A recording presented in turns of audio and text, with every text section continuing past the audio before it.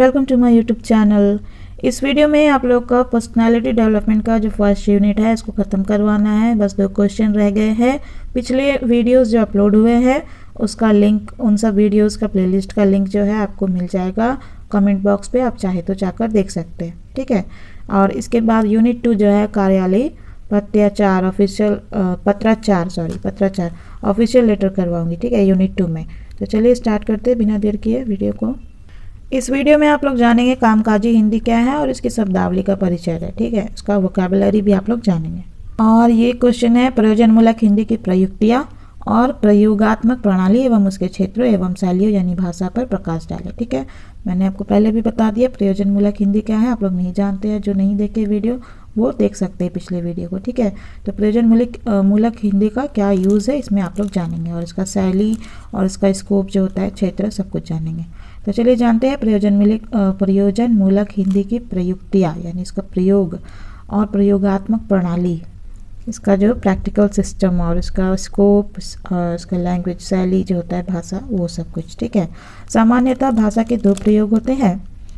पहला है सामाजिक व्यवस्था, आवश्यकता और जीविका उपार्जन यानी आय अर्जित करने के लिए, इनकम जनरेट करने से संबंधित प्रयोग।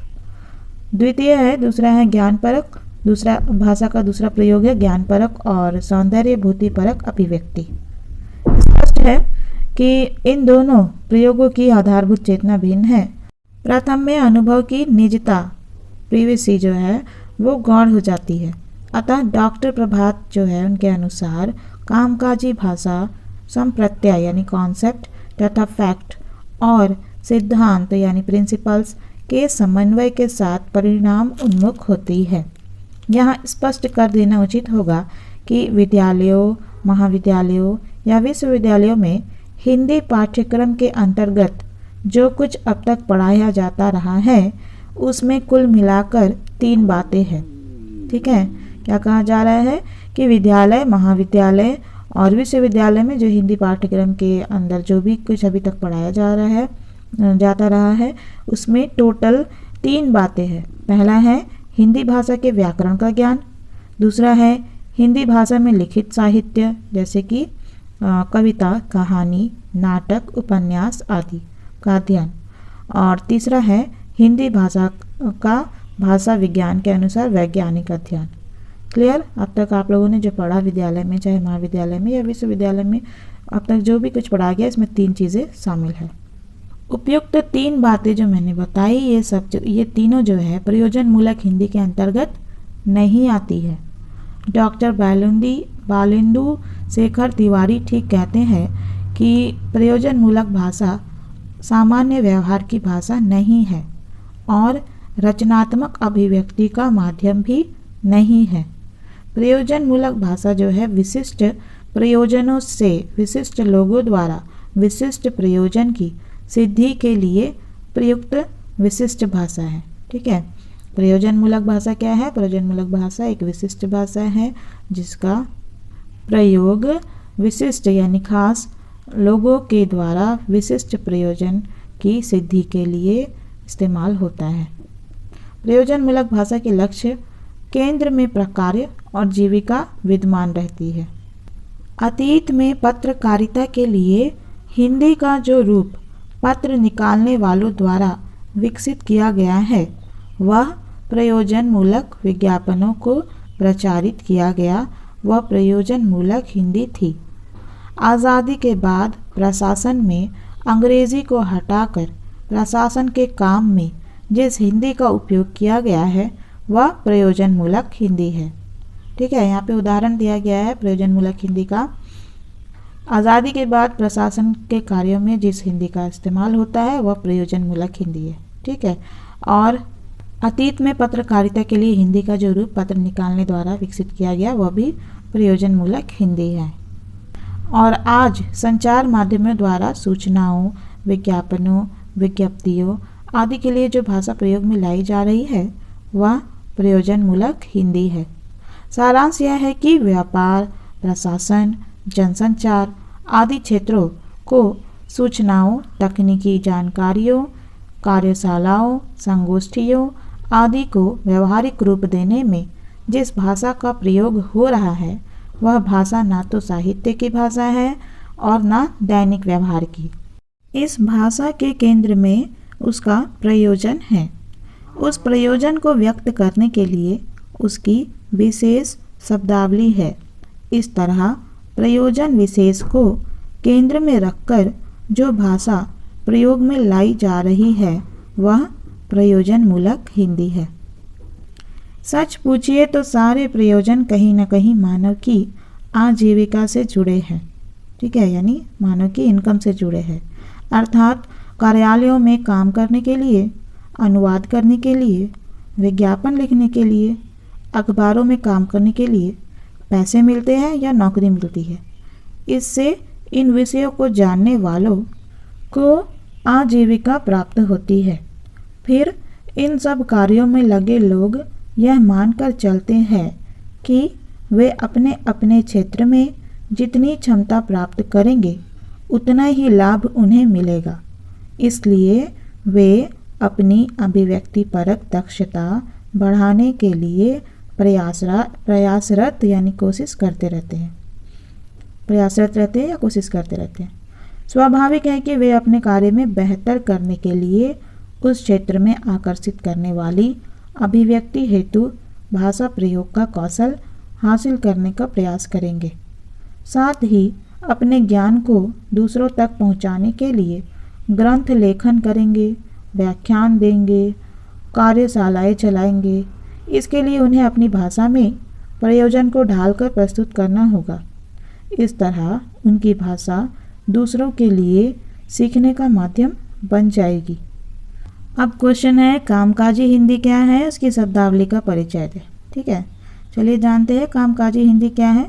कामकाजी हिंदी के व्यवहारिक हिंदी के नाम से भी पुकारा गया है। ठीक है, कामकाजी हिंदी जो है इसको व्यवहारिक हिंदी के नाम से भी पुकारा गया है, लेकिन अब यह नाम अब अन्य नामों को पीछे छोड़कर स्थापित हो गया है। कुछ लोगों को अतीत में यह भ्रम हुआ था कि इस नाम से यह ध्यान निकलता है कि हिंदी का कोई निष्प्रयोजन मूलक रूप भी है, मगर यही तर्क उनके लिए भी दिया जा सकता है जो फंक्शनल का अर्थ व्यवहारिक मानते हैं। इससे क्या यह अर्थ नहीं निकलता कि हिंदी का कोई अव्यवहारिक रूप भी है? वास्तव में वस्तुतः कामकाजी हिंदी एक विशेषण है जो हिंदी के एक विशेष प्रयुक्त रूप में प्रयोग होता है। ऐतिहासिक दृष्टि से विचार करें तो मुगल काल में प्रशासन आदि के प्रयोजन मूलक कार्य अरबी फारसी में होते थे।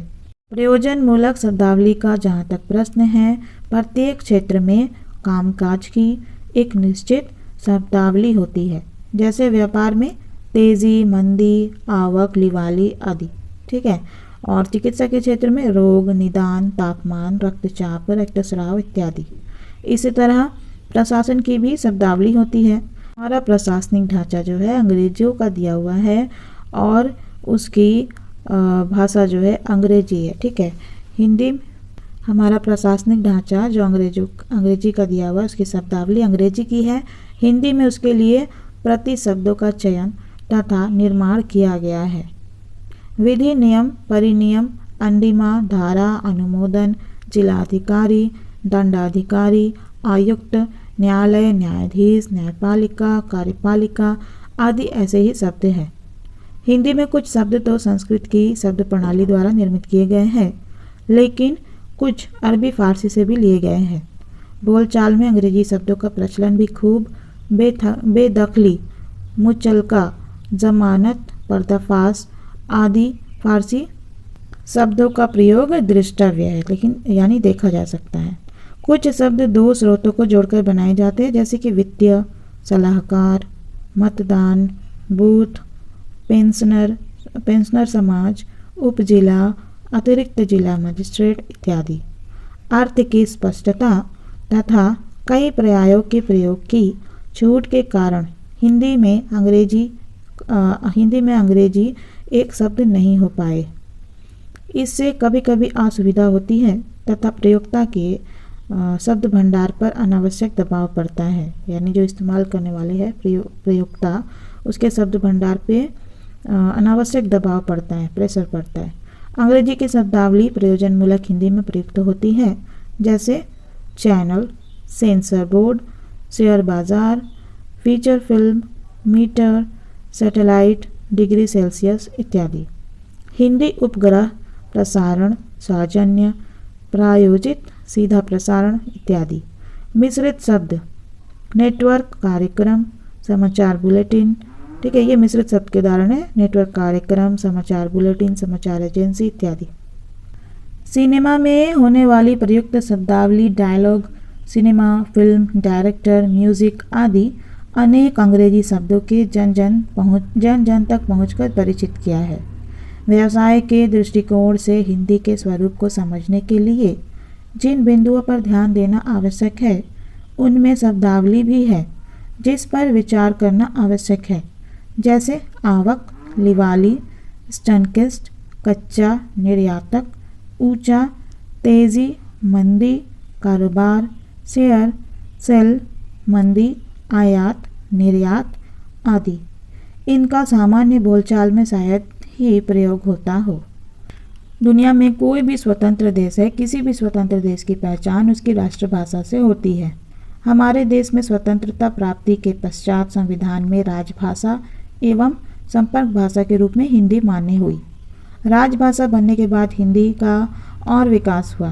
पारिभाषिक शब्दावली, अनुवाद कला, आशुलिपि, टंकण टिप्पण आदि पक्षों को बढ़ावा योगदान रहा। भाषा को सुगम और सर्वग्राही यानी सबके समझ में आने लायक बनाने के लिए कुछ नियम बनाए गए। पारिभाषिक एवं तकनीकी शब्दों का निर्माण में 3 पद्धतियाँ काफ़ी महत्वपूर्ण मानी गई। पहला है ग्रहण, दूसरा है अनुकूलन और तीसरा है निर्माण। अर्थात जो शब्द जैसा है उसे उसी रूप में स्वीकार करना, किसी शब्द को हिंदी के अनुरूप बनाना तथा नए शब्द गढ़कर उसे प्रयोग में लाना। हिंदी का महत्व आज इसलिए और भी बढ़ गया है कि भारतीय शिक्षा प्रौद्योगिकी एवं तकनीकी क्षेत्रों में हिंदी विश्व स्तर की पहचान बन रही है। प्रयोग में कमी और कुछ उदासीन रवैये के कारण इसका जितना विकास होना चाहिए उतना नहीं हो सका है। फिर भी राजभाषा बनकर हिंदी ने लोगों को महसूस कराया है कि हिंदी में संभावनाओं के अनेक बीज है। बैंक, रेलवे, बहुराष्ट्रीय कंपनियों, बड़े बड़े उद्योग, फिल्म, टेलीविज़न, पत्रकारिता, आकाशवाणी, न्यायालय आदि अनेक क्षेत्रों में हिंदी ने द्वार खोलकर उज्जवल भविष्य के संकेत दिए हैं। पश्चिमी भाषा से दिनानुदिन बढ़ता हमारा प्रेस ही हिंदी के विकास में बाधक तत्व है। समाज में यह भ्रामक विचार फैला है कि हिंदी पढ़ने के कारण नौकरी की संभावना नहीं बन पाती या रोजगार के अवसर छीड़ हो जाते हैं। ऐसे भ्रामक और निराशावादी विचार नहीं पनपना चाहिए। प्रयोजनमूलक भाषा का प्रयोग निम्नलिखित प्रयोजनों के लिए होता है जिसकी शब्दावलियाँ भिन्न भिन्न है। चलिए जानते प्रयोजनमूलक भाषा का प्रयोग है किस में हो रहा है। प्रशासनिक हिंदी, इसका संबंध प्रशासन से या केंद्रीय भाषा से है। जैसे अंग्रेजी लंदन की भाषा है और रूसी मॉस्को की तथा फ्रेंच फ्रांस की। हिंदी को स्वतंत्र भारत के संविधान में राजभाषा का दर्जा दिया गया तथा उसके साथ तब तक अंग्रेजी की सहभागिता रखी गई जब तक हिंदी पूरी तरह राष्ट्र संचालन में सक्षम ना हो जाए। परिणामतः हिंदी के नियमों, संस्थाओं और सरकारी अर्ध सरकारी उपक्रमों में अपनी जगह बनाई है। प्रशासनिक हिंदी पत्राचार, टिप्पण, प्रारूपण, आदेश, सूचना, ज्ञापन, विज्ञप्ति, अधिसूचना आदि कई रूपों में शास्त्रीय व्यवहार में प्रचलित है। इसी तरह यथा प्रस्तावित, श्रुतलेख, सत्यापन, परियोजना, निष्पादन जैसे अनेक शब्द प्रशासनिक कार्य में प्रयुक्त होते हैं। कार्यालयों के विभिन्न प्रयोजनों में प्रयुक्त भाषा के रूप में प्रशासनिक हिंदी ने लगातार अपने क्षेत्र का विस्तार किया है। व्यावसायिक हिंदी, व्यवसाय के कारण भाषा सदा प्रभावित होती रही है। तभी तो फ्रेंच, पुर्तगाली, चीनी, उर्दू, फारसी आदि के शब्द हिंदी के साथ मिल गए हैं। आज भाषा व्यवसाय के अंग बन गई है। जैसे गेहूँ, गरम तेल, सुस्त, शेयर, चालान, शाखा, बीमा आदि। वैसे ही सोना, लुढ़का, चांदी, उछली आदि। वैसे ही क्रय विक्रय के लिए बैंक खाता, रोकड़िया आदि। जिस भाषा में साहित्य रचा जाता है उसी में व्यापार नहीं होता। उसके लिए कुछ विशिष्ट शब्दावली और भाषिक संरचना होती है, जैसे लाभांश, आयात निर्यात, हुंडी, तेजी, मंदी, बंधक आदि। व्यवसाय में पत्राचार, परिवहन, विज्ञापन आदि के तरीके भी अलग होते हैं। ये सब आप लोग प्रयोजनमूलक हिंदी के उदाहरण देख रहे हैं। तकनीकी हिंदी, विज्ञान और कंप्यूटर के इस बढ़ते दौर में भारत विश्व मंच पर स्थापित हो चुका है। जाहिर है प्रयुक्त होना अब केवल टंकण आशुलिपि पर निर्भर न रहकर कंप्यूटर, फैक्स आदि नए यंत्रों के लिए भी नए नए तकनीकी शब्दों से भाषा को समृद्ध करते चलना है। इधर प्रौद्योगिकी, चिकित्सा, यांत्रिकी तथा अन्य तकनीकी क्षेत्रों में हिंदी की ज़बरदस्त पैठ ने आलोचकों का मुंह बंद कर दिया है। विभिन्न तकनीकी विषयों के पारिभाषिक शब्द संग्रह हिंदी में उपलब्ध है। प्रौद्योगिकी के नए प्रयोगों से परिचित होने के लिए आवश्यक है कि अधिकतम लोगों को देश की भाषा में तकनीकी उपलब्धियों की अधिक से अधिक जानकारी दी जाए। हिंदी में एक और प्रशासनिक शब्दावली का विपुल भंडार है, तो दूसरी ओर विभिन्न तकनीकी प्रविष्टियों की अभिव्यक्ति देने की क्षमता भी है। प्रयोजनमूलक हिंदी में जनसंचारी हिंदी है। यह मुद्रित तथा तकनीकी माध्यमों से जनसाधारण तथा विचारों, अनुभवों, जानकारियों और मनोरंजन को पहुंचाती है। ठीक है। इसमें पत्र, पत्रिकाओं, रेडियो, टेलीविज़न, फिल्म आदि प्रमुख है। इनका प्रभाव गांव से शहर तक है। शिक्षित, अशिक्षित सब इनके प्रति आकर्षित है। लगभग 20 वर्षों में संचार माध्यमों की गति तीव्र से तीव्रतर हुई है। आज हमारे जीवन, समाज, धर्म, संस्कृति, चिंतन पद्धति सब को इन माध्यमों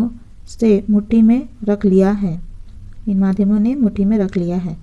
आज संवादों का शीघ्रता से आदान प्रदान आधुनिक यांत्रिक उपकरणों के कारण संभव है। यदि इन विभिन्न माध्यमों तंत्रों से एक ओर व्यापार, रोजी रोटी को बढ़ावा मिला है, तो दूसरी ओर नित नए प्रयोगों का विस्तार हो रहा है। इस जनसंचारी माध्यमों ने भारत के जनमानस पर सांस्कृतिक, सामाजिक, आर्थिक, राजनीतिक चौतरफा प्रभाव छोड़ा है। इन माध्यमों से यदि एक ओर पुराने मूल्यों के बिखरने का भय है, तो दूसरी तरफ इन माध्यमों द्वारा असंख्य लोगों को रोजगार उन्मुख करने के अनेक अवसर विद्यमान हैं। आज का समय प्रचार का है। हर वस्तु के लिए विज्ञापन की आवश्यकता होती है। अनेक क्रियाओं से विज्ञापन का कार्य सिद्ध होता है, जैसे कि लिखकर, संवादों का बोलकर, सज्जा द्वारा, ध्वनियों के प्रभाव से, संगीत एवं वाद्य यंत्रों के सहयोग तथा अन्य असंख्य माध्यमों से। आज विज्ञापन बहुत बड़े बाजार को आम जनता के सामने ला रहा है। इसी तरह फिल्म उद्योग में रोजगार के असंख्य अवसर सुरक्षित है। आवश्यकता है प्रारंभ से ही उस तरह से तैयारी करने की। प्रयोजनमूलक भाषा का प्रयोग शैक्षणिक हिंदी प्रयोजन के लिए भी होता है। हिंदी भाषा का संबंध शिक्षा माध्यम से भी है। विभिन्न विषयों जैसे कि अर्थशास्त्र, जंतु विज्ञान आदि विषयों को संप्रेषित करने की क्षमता हिंदी में है। कुछ दिन पहले तक सोचा जाता था कि ज्ञान विज्ञान के विभिन्न नए पुराने विषयों को संप्रेषित करने की भरपूर क्षमता हिंदी में नहीं है, पर केंद्रीय निदेशालय तथा अन्य सरकारी एवं गैर सरकारी संस्थाओं द्वारा निर्मित पारिभाषिक शब्दावलियों द्वारा यह भी चिंता दूर हो गई है। अब चिकित्सा शास्त्र, भूगोल, दर्शन, भौतिकी सभी विषयों के लिए उपयुक्त कोष तैयार है। आवश्यकता है, जरूरत है प्रयोग करने की। शैक्षणिक क्षेत्र में आज हिंदी के लिए अधिक से अधिक अनुकूल वातावरण बनाने की ज़रूरत है। विधि परक हिंदी, देश, समाज और जीवन को सुचारू रूप से चलाने के लिए कुछ नियम कानूनों की आवश्यकता होती है, जिनके द्वारा हम मनुष्य के सुसंस्कृत एवं व्यवहारिक होने की सही कल्पना कर पाते हैं। प्रत्येक देश में कुछ खास नियम कानून होते हैं, जिनमें वही के निवासी संचालित होते हैं। संसदीय कार्यालयों, विधानमंडलों, सभा सम्मेलनों, न्यायालय, उच्चायोग आदि में विधि परक पुस्तकों की आवश्यकता होती है। ग्राम, नगर, प्रखंड, जनपद आदि स्तरों पर भी विधि परक पुस्तकें अब प्रचुर मात्रा में उपयोग में है, जिनसे सामाजिक, राजनैतिक, शैक्षणिक, धार्मिक व्यवस्था बनी हुई है।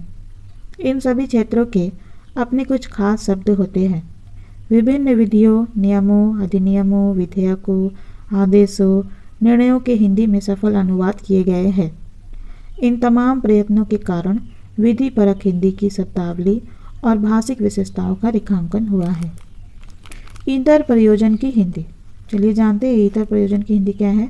आज खेल, राजनीति, धर्म, समाज सबके लिए विभिन्न स्तरों पर भिन्न भिन्न शब्द रूढ़ होते जा रहे हैं। पुस्तकालय में व्यवहारिक व्यवहार में लाए जाने वाले शब्द और खेल के मैदान में प्रयुक्त शब्द अलग होते हैं। वैज्ञानिक और दर्जी की भाषा अलग होती है। खेल के लिए क्रिकेट, बल्ला, चौका, छक्का, कप्तान, विकेट, एशियाड, ओलंपिक आदि शब्द हैं, तो गोल्फ और हॉकी के लिए अलग शब्द प्रयुक्त होते हैं।